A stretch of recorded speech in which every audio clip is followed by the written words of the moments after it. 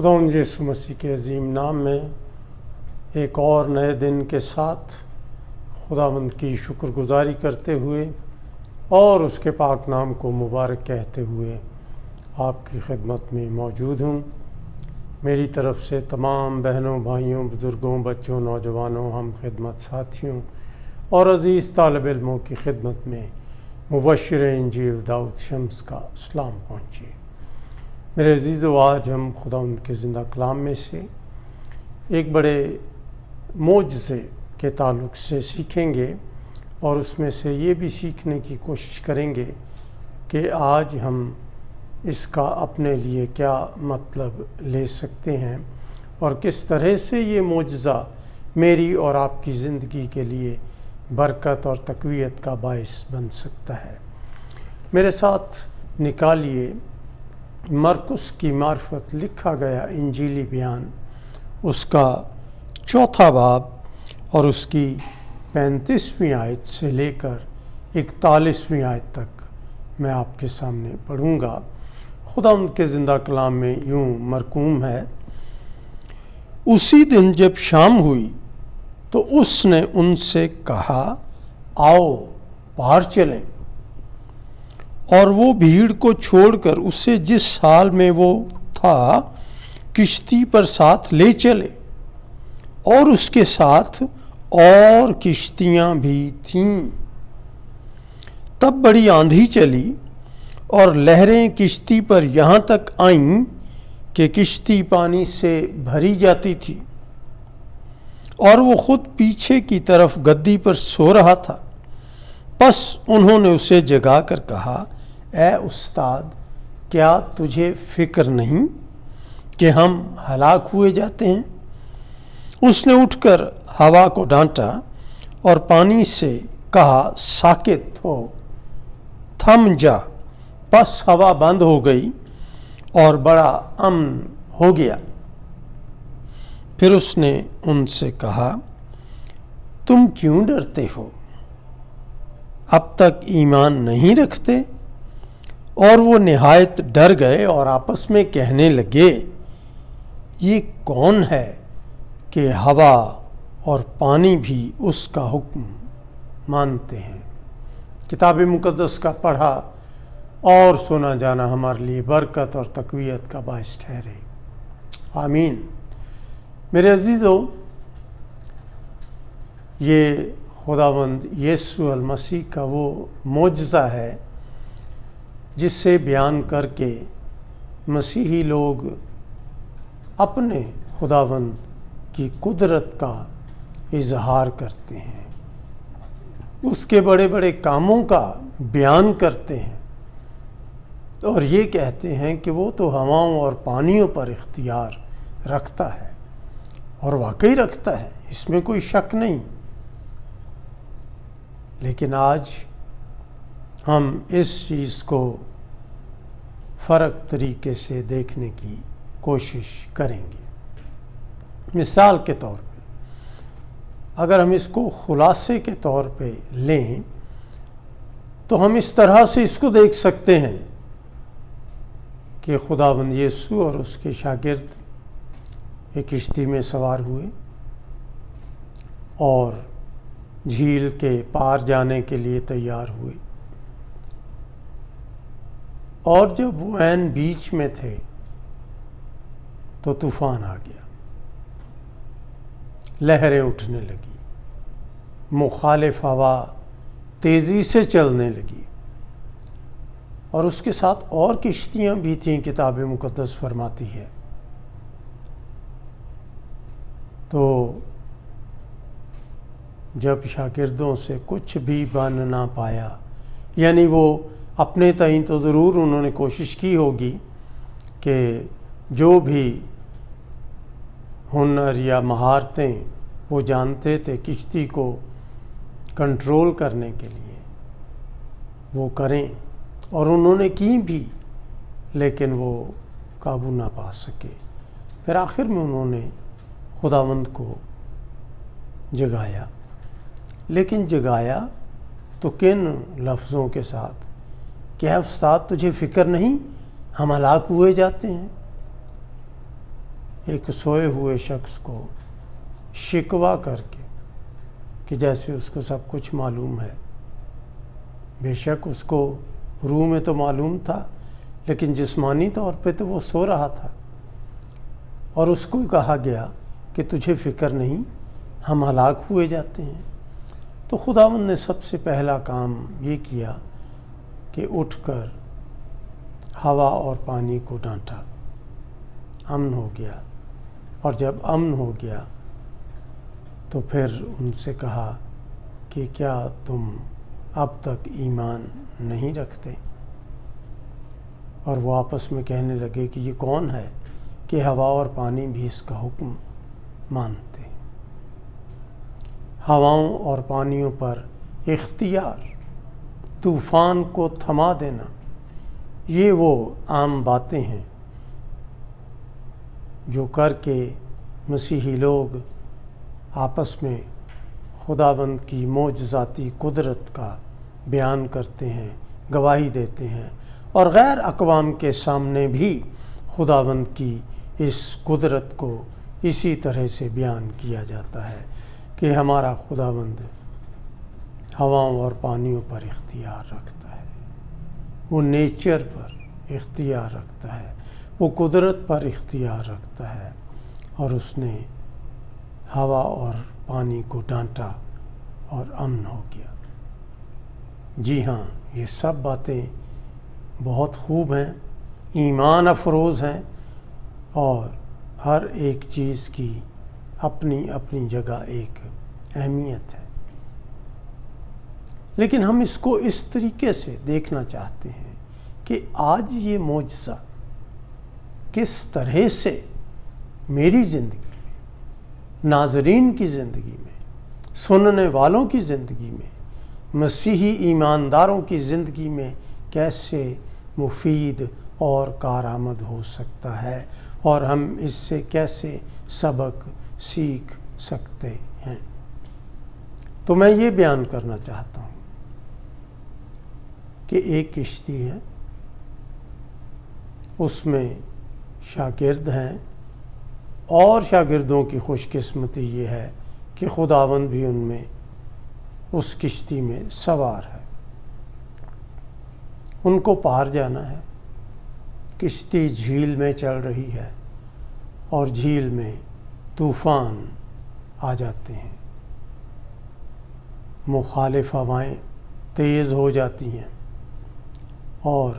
لہریں اٹھنے لگتی ہیں، اور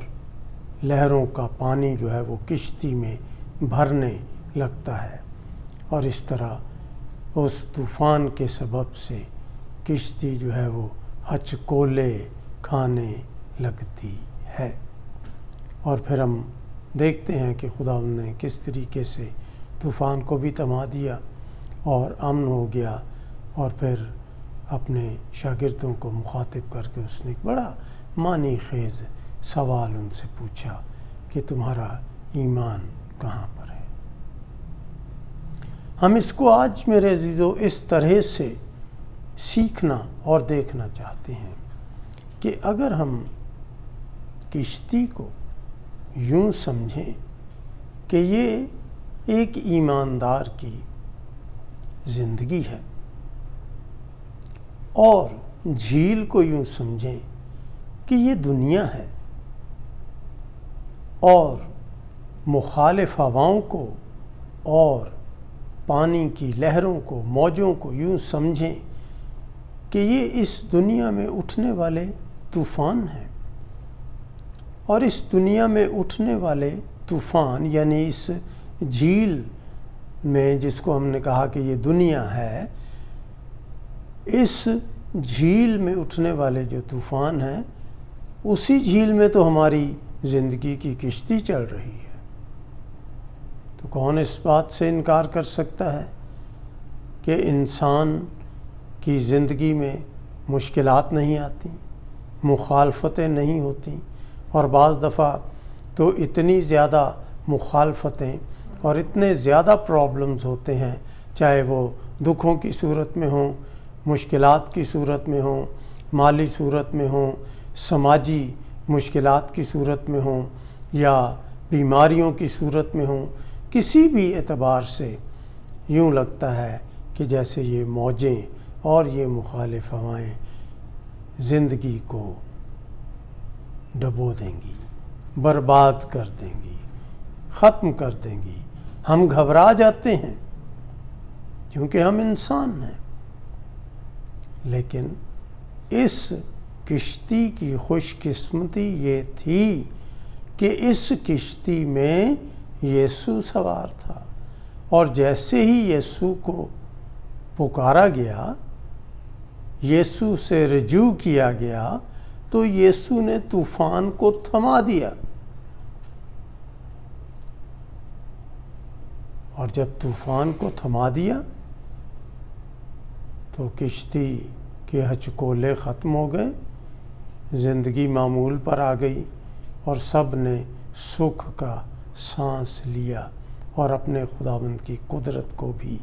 دیکھا۔ تو آج ہم اس سے